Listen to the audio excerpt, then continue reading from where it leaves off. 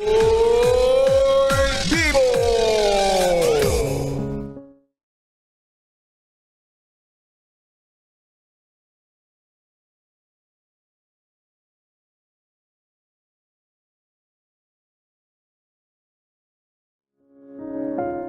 Bibi, ito na ang sulat na dapat ay mapakinggan mo.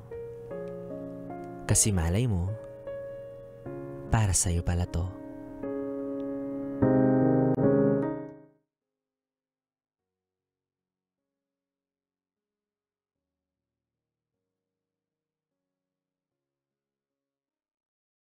Sa mga katulad kong nagmahal, nasaktan, at niloko. Baka maaaring maintindihan nyo yung naging karanasan ko. Ako si Heart. May nakilala akong isang lalaki na itago na lang natin sa pangalang Coops. Schoolmate ko siya.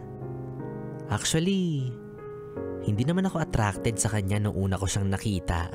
At may boyfriend din kasi ako that time, kaya wala akong pake sa ibang lalaki. Lumipas ang mga linggo, si Coops at ako ay laging mag-groupmate sa mga activities sa school. Lagi kaming partner as representative ng section namin. And dumating sa point na kaming dalawa na lang talaga ang naging mag-groupmate. Nagsimula kaming mag-usap. At okay naman nung umpisa. Kaya naman naging magkaibigan kami. Tungkol naman sa kasalukuyan kong boyfriend, time comes na nagkakalabuan na kami dahil sa college life. Wala na kaming oras sa isa't isa, bihira na kaming magkita, bihira na ring mag-usap. Kaya nauwi kami sa hiwalayan. And as I move on, nandyan si Coops para sa akin.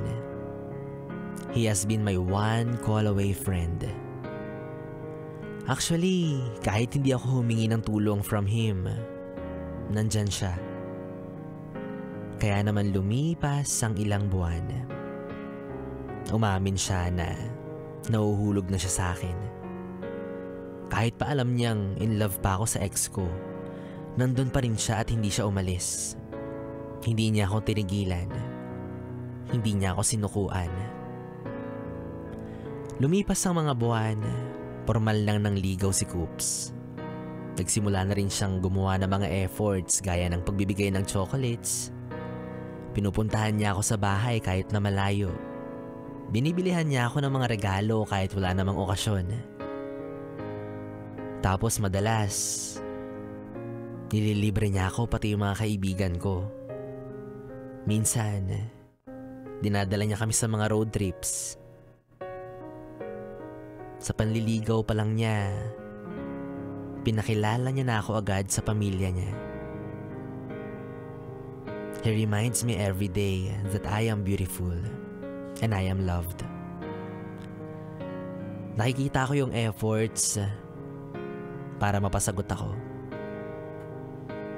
Sobrang saya ko nun. At wala akong ibang naiisip kundi may tao din palang nakakakita ng worth ko kahit na hindi siya sigurado sa magiging sagot ko. Kaya naman sa paglipas ng mga buwan, nahulog na rin ako at sinagot ko na siya. Naging masaya kami at naging okay naman ang lahat. Yan na naman talaga sa simula.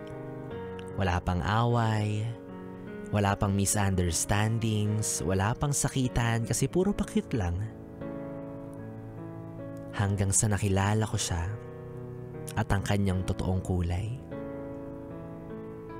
Naging kasalungat siya nung una niyang pinapakita noong mga panahong nanliligaw pa lang siya. He started to make me feel insecure. Nagsimula siyang ikumpara ko sa iba. Na kesyo, mas better daw yung iba kong mga kaibigan na mga babae. He made me doubt myself. Nagbago talaga siya. Meron pang isang beses na nagsinungaling siya sa akin ng malala. Nakipagkita siya sa ex-girlfriend niya sa isang bar. At yung babaeng yun, grabe. Walang kadise-disente. Talagang binidyohan pa yung pagkikis nila. Binhaliwala ko yun kasi mahal ko siya.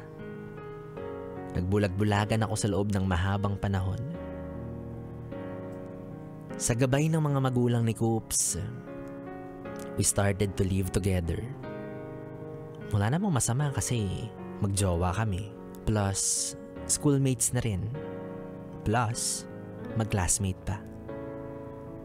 Tinatamad na kasi siyang ihatid sundo ako.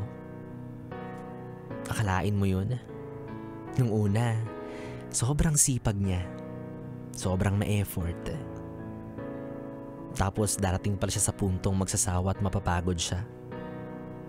Doon ako higit na nadismaya. Our relationship was tough. Marami kaming pinagdaanan na ups and downs. Pag nag-aaway kami, sinisigawan niya ako. Minumura. Parang wala lang sa kanya na humahagulgol ako sa harap niya at sasabihin pang para akong tanga. Sinusumbat niya lahat ng ginawa niya para sa akin. Minsan nga, hindi na rin siya pumapayag na makipagkita ako sa mga kaibigan ko. Kaya naman ganun din yung ginawa ko sa kanya. Hindi ko siya pinayagan na makipagkita sa mga kaibigan niya. Kasi akala ko, sweet yung ganun. Kasi akala ko, mas gusto naming kasama yung isa't isa. Ang katagalan, sinabi niya sa akin na nasasakal na daw siya. Kaya pinapamukha niya na mas priority niya yung mga friends niya kesa sa akin. To the point na nung mga panahong kailangan ko siya, mas pinipili niya yung mga kaibigan niya kesa sa akin. Nagagawa nga rin niyang sigaw-sigawan ako sa harap ng mga tropa niya. As usual, hindi pa rin ako natatauhan. Tinuloy ko kung ano yung meron kami kasi nga mahal ko. Kaya nagbulag-bulagan na naman ako. Ginagawa ko yung schoolworks niya, pinagluluto ko siya, sinusuportahan ko kapag may laro ng basketball. Ultimo kapag may sakit siya, uma-absent pa ako para lang maalagaan siya. Kahit pa ganun niya ako itrato, ginagawa ko pa rin yung mga magagandang bagay para sa kanya. Naranasan ko nga rin ipagtabuyan ako sa harap ng pamilya niya. Tinapon niya yung mga gamit ko palabas ng kwarto nung nagalit siya kasi sasama ako sa isang school activity. Lagi niya akong iniiwan kapag nag-aaway kami. And as usual, pupunta siya sa mga kaibigan niya para magpakampi. Then lockdown happened. Year 2020. Akala ko magiging okay kami kasi magkakaroon kami ng more time para makapag-bond since bawal lumabas. Pero mali ako. Kasi mas lumala. There's this time na nagalit siya. Binato niya yung cellphone ko at nasira dahil lang nag-post ako ng pre-workout photo. Pero hindi pa rin pumasok sa isip ko na hiwalayan siya kahit na marami na akong rason para bumitaw. Nagpatuloy lang lahat at nasanay ako sa toxicity. At nandun pa rin ako sa piling niya. Hindi ko pa rin siya iniwan kahit nakakasuka na. Kahit na nasa isang kwarto lang kami, bihira kami mag-usap. Naaalala ko nga, isang araw bago yung monthsary namin, nakiusap ako kay Coops na kung pwede lang naman sana, wag muna siyang maglaro ng video game. I was hoping na pagbibigyan niya ako.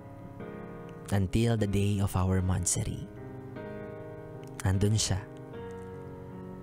Naglalaro pa rin ng video game. Hindi ko siya kinausap ng ilang oras tapos siya pa yung galit. Nag-away kami ng malala. From that moment, sumabog na ako sa galit. Nagsigawan kami, nagmurahan, nagsabi ng masasakit na salita sa isa't isa. At ang hindi ko matatanggap ay yung tinaas niya yung gitnang daliri niya na ipinagduduldulan sa pagmumukha ko. ang pinakamasakit. Napagbuhatan niya ako ng kamay. And as usual, bilang makapal yung mukha niya, nakikipag-break siya. At mula noon, natauhan ako. Sabi ko sa sarili ko, I do not fucking deserve him and the way he treats me because I deserve better.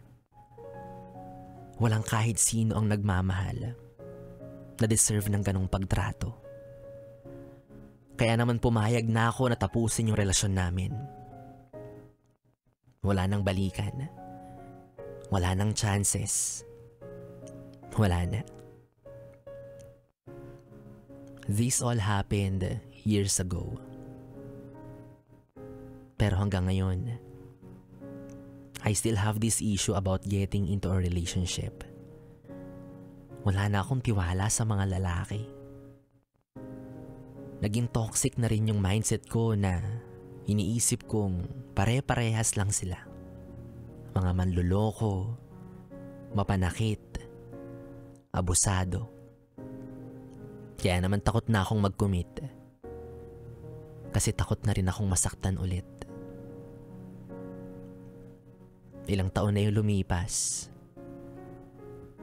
Pero nasa akin pa rin yung trauma. Hindi ko ba din feel na nawala yung sakit na dulot niya? Ano kayang dapat kong gawin? Yes, it's me. Heart.